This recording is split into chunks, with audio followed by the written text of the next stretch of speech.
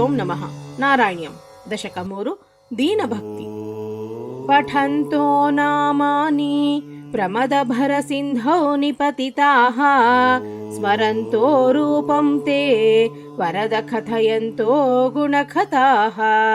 चरन्तो ये भक्ताः त्वहि खलु रमन्ते परममोन्, अहं धन्यान् मन्ये समधिगत सर्वाभिलषितान्।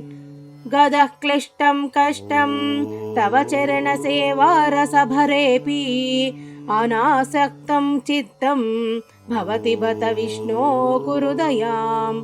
भवत्पादाम्भोज स्मरणरसिको नाम निवहान्, अहं गायं कुहचन विवत्स्यामि विजने। कृपा ते जाता चेत् किमिव नहि लभ्यं तनुभृता, मदीयक्लेशौघ प्रशमनदशा नाम कियती।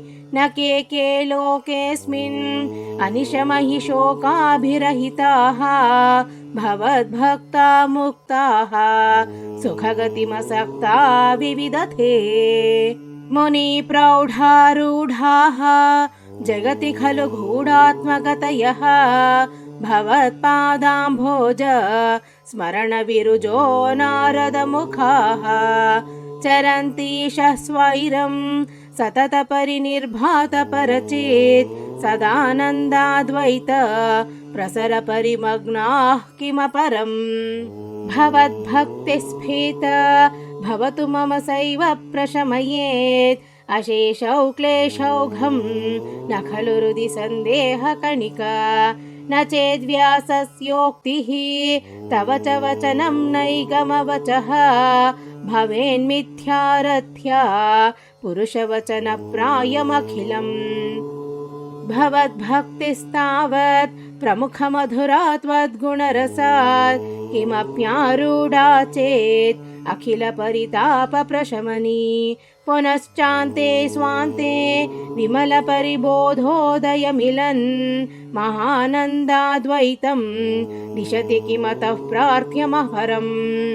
विधोय क्लेशान् मे कुरु चरणयुग्मं धृतरसं, भवत्क्षेत्रप्राप्तौ करमपि च ते पूजनविधौ।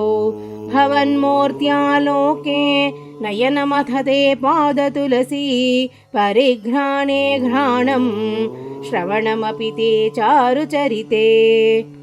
प्रभूतादिव्याधि प्रसभचलिते मामकहृदि, त्वदीयं तद्रूपं परमरसचिद्रूपमुदीयात्। उदञ्चद्रोमाञ्चो गलितबहुहर्षाश्रुनिवहो, यथा विस्मर्यासं दुरुपशमपीडा परिभवान्।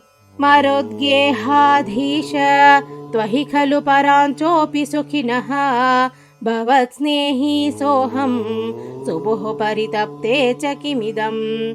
अकीर्तिस्ते माभूत् वरदगदभारं प्रशमयन्, भवद्भक्तो तंसं झटिति कुरु मां कंसदमन।